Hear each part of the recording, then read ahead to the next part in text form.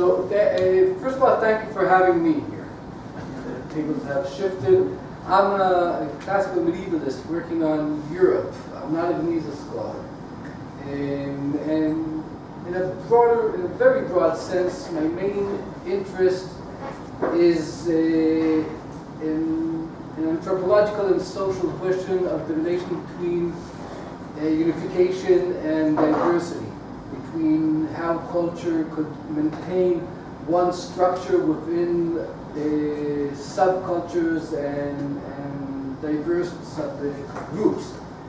And hence, even though I work mainly in Germany and France, in England, and you feel each one of you said you have your own place in Egypt where you feel at home. I feel most at home in northern France, 12th century, but I dabble into comparison, or I try to study also Byzantine history, and recently more and more into the Genizah.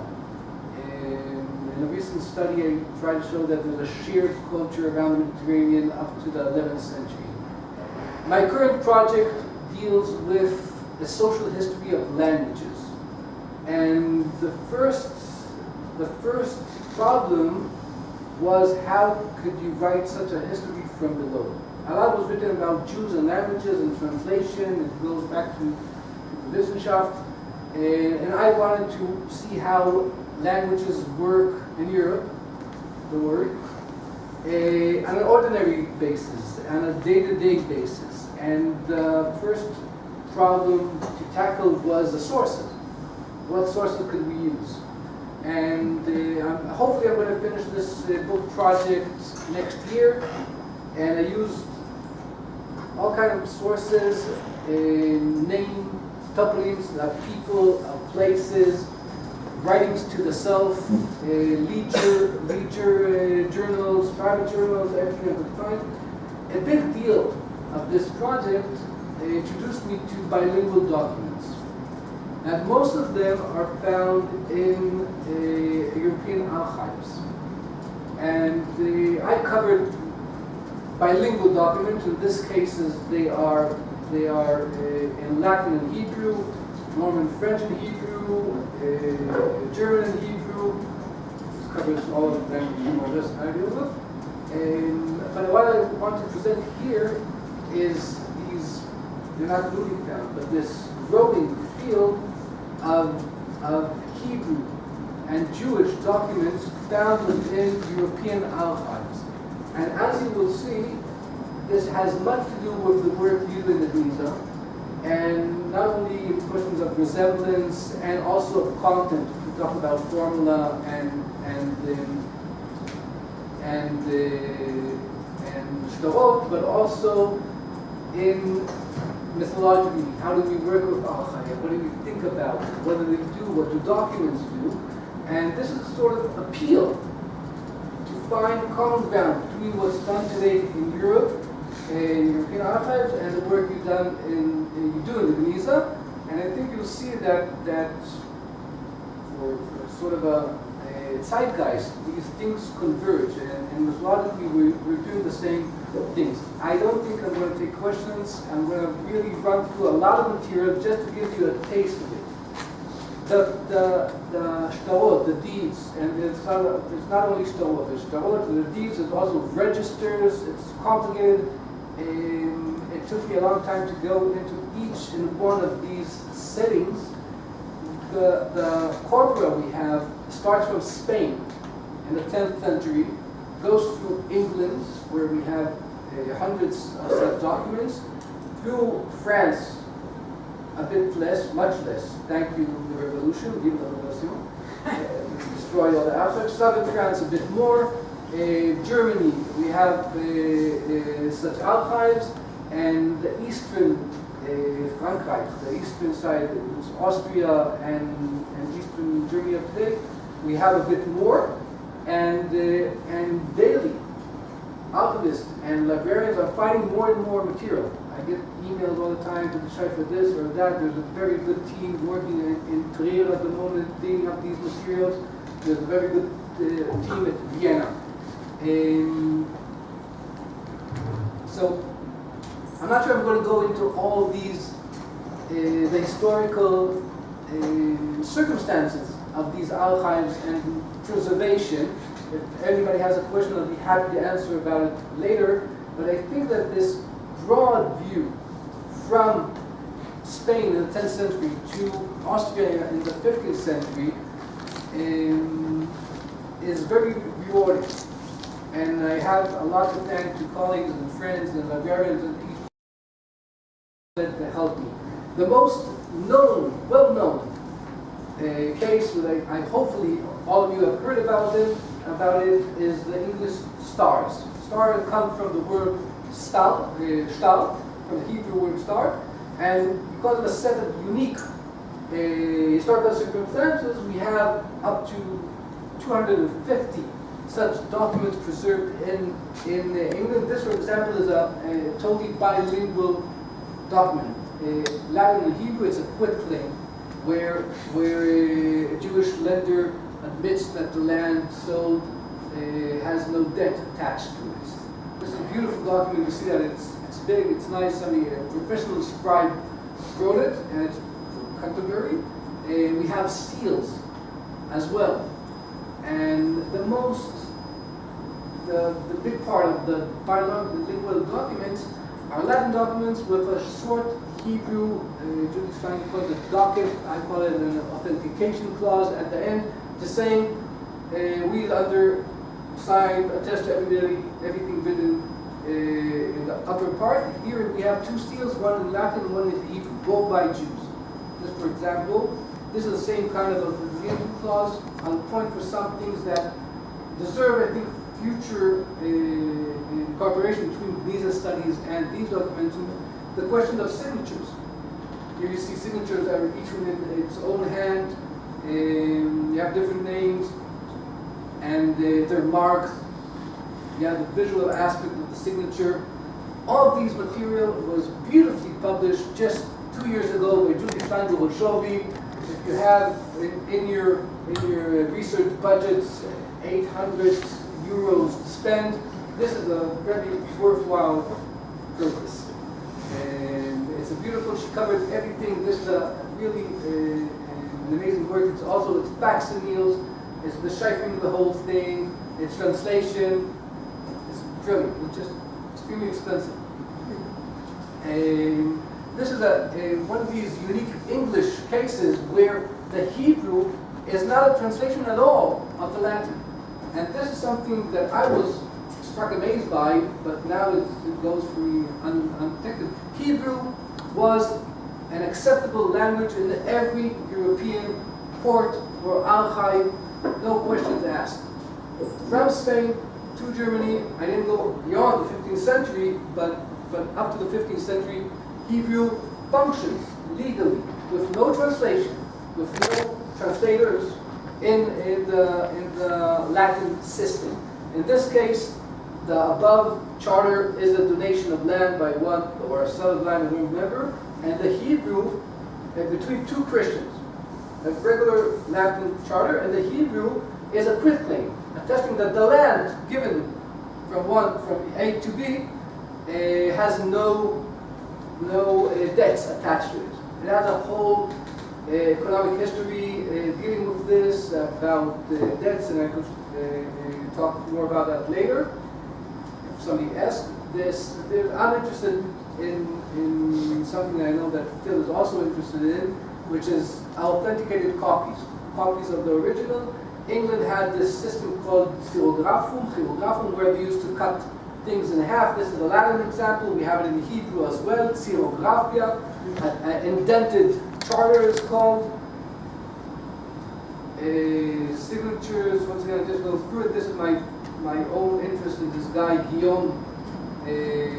Just one example where you could see that transliteration of the name keeps the double L in the original. It goes to prove that it wasn't by ear, but actually they read the Latin letters in the French and transliterated letter by letter. Guillaume ben Guillaume. I wrote one article on these English stars, trying to connect it to cultural history and to bloodlines. showing that there's a motif connecting Jews to text, and especially to these kind of charters. You can see the devil, there's a devil there holding this type of charter, which became identified with the Jews. The Jew here is holding this kind of charter. I won't go into it. In Germany, it's a different case. In Germany, we have in local monasteries, mainly in Eastern Germany, it's in town halls. You have these registers, huge registers that just copied and registered every sale and every inheritance of real estate. In this case, this is the Judenschreinsbuch from Cologne, and also it was published, the text itself was published in the 19th century by Stern, with Stern already.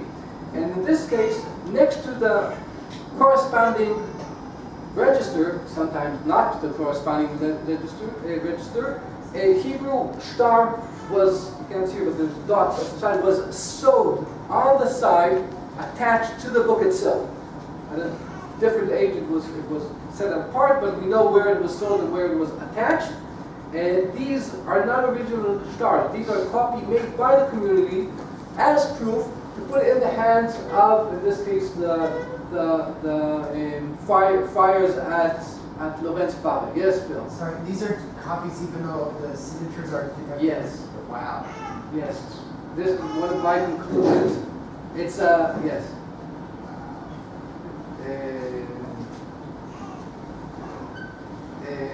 Here, for example,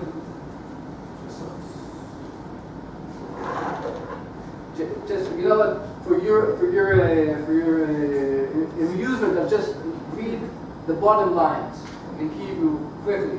ובפנינו החתומים מטה הנדיב דסדת כתב זה לעירונים הממונים לאצור על הכתבים והחותמות של מדינת קרקעות והיותו בידם לעדות נאמנה קהל קולוניה. Meaning, in front of us, the under siege, this guy signed this document in order to give it to the hands of the friars who keep these kind of documents as proof. So this is not original. And everybody signed again with their own name. There's a lot to do here, understand that. We move to Austria quickly. This is a different type of document. These are debts, Jews, fortune diminished at the end of the Middle Ages. We have very small debts, but much better scans. We need a Friedel for this. Further, hopefully, this slide will do something like that for us. It's another quick claim. These documents were also, most of them published. We have hundreds from Austria. Evelyn Ruger and Brigitte Bieder are doing an excellent job under the supervision of Marta Key. They're doing an excellent job. They're not producing facsimiles. It's just a text, a bare text. But we have a lot of them scanned in other European projects. Just one point, this is a lady. This is a lady, Ani Yudin Almanat Rabbi David Rishma Mata. It's a lady that it's not in her own hand, it's not, she didn't sign her name, but it's in an ego. I am this lady who wrote this. For us in Ashkenaz, it's a bit more rare than the Genizah, so I brought it in front of you. Here you see already the influence of German, Hakol Yesh Ritzoni, alles ist meine Wille. All is my, you see the Yesh here, put in it. You have a lot of place for comparison. This is very important because I want to present how the Hebrew actually is transmitted very gradually to the back of the documents before it becomes a personal language for catalyzing these documents. So you see how Hebrew, this is my claim, we read it in the book, how Hebrew from an equivalent language to the Latin goes and becomes a private language within inner Jewish circles, and this is mainly because of the rise of the vernacular, which gives a shared scale between Jews and Christians. There in another 5 minutes. Let's go to the last example, which could, I think, show you how a cooperation between Genizah studies and this material is extremely important. The first corpus that I didn't talk about is Spain. The earliest one that we have is from 973. Now for you this is a bit late maybe, but for us European, this is the first written Hebrew document from Europe. And Catalonia is not the Andalus, we talked about it earlier. Catalonia is the Western Frankreich. It's Aquitaine. It's France in this time, and this is 10 years after the Muslim conquest of Barcelona, and we have these documents, amazing documents that we could work on formula. For example, found anything, I haven't worked on it yet, but the FUSTAT, and I have asked witnesses to sign. It appears elsewhere. I know it appears in the deeds. I need to check in, but in this context, this parallel is the very rare Latin formula of Rogavit. I have asked the people to sign, Rogavit to sign. And the Spanish ones, this is the only place where we see a derogatory language to Christians. The church here is called Toeva. And I try to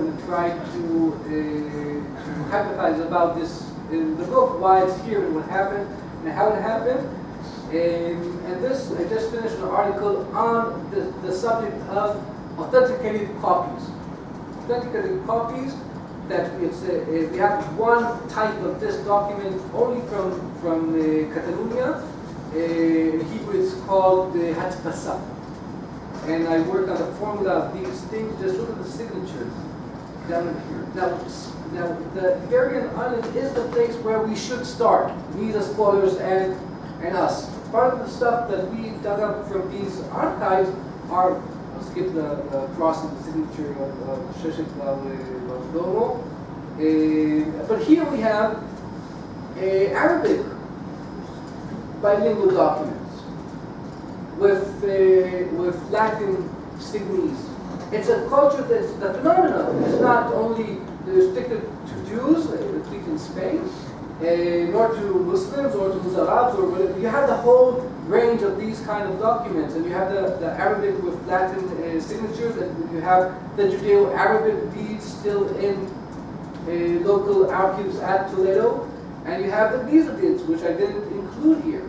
And just working on a formula, which is the most, on the one hand, the most resistance to change, and nevertheless changes all the time, it's extremely fruitful. I will end this talk here. Thank you very much.